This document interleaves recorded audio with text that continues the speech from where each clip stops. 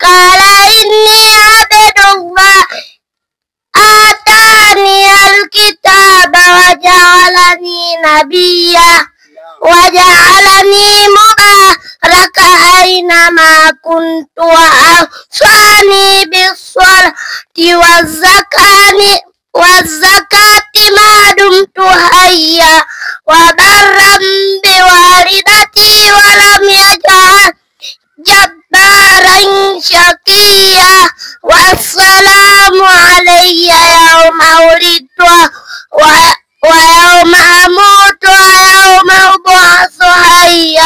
Ala Rasulullah sallallahu alayhi wasallam amesema Mtume wa Mwenyezi Mungu, rehma na amani ziwe juu yake, ithnani, watu wawili, la yanzurullah, hataangaliwa na Mwenyezi Mungu, ilaihima, wawili hao, yawmal qiyamati, siku ya Kiyama, kati'ur rahim, mwenye kata undugu, wajaru sui, na jirani mwovu. Rawahu Dailami, hadithi imepokelewa na Imam Dailami.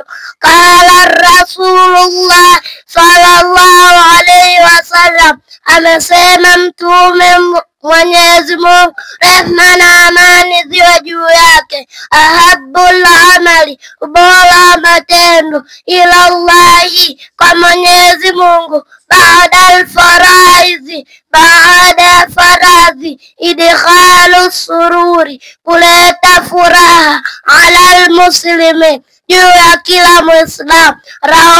Rawahu Tabarani, hadithi imepokelewa na Imam Tabarani. Assalamu alaykum wa rahmatullahi wa barakatuh.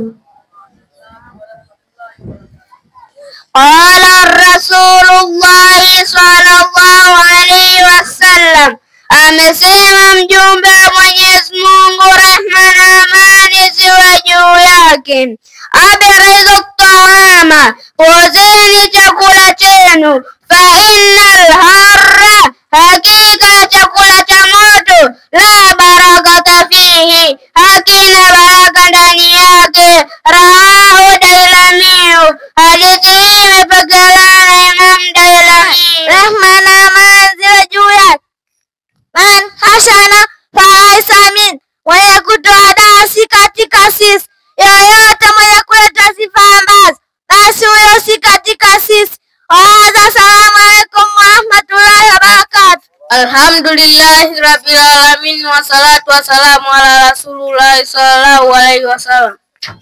Amma baada ya kumshukuru Mwenyezi Mungu na kumtakia rehema Mtume Muhammad sallallahu alayhi wasallam.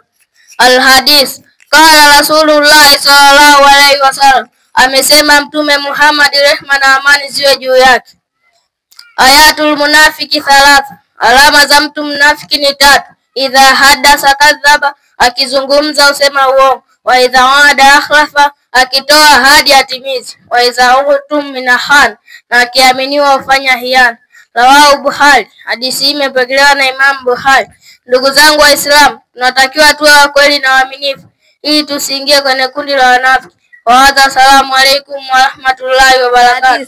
Kala Rasulullah sallallahu alayhi wasallam, amesema Mtume wa Mwenyezi Mungu, rehma na amani ziwe juu yake, kul haka wa kana muna, sema kweli japokuwa chungu. Yani ukiona mtu kasema kweli kwenye jambo ambalo anamwangamiza, ujue ni mkweli na sio mnafiki. Kwa hiyo tusemeni kweli japokuwa chungu. Assalamu alaykum wa rahmatullahi wa barakatuh. Wa alaykum salam wa rahmatullahi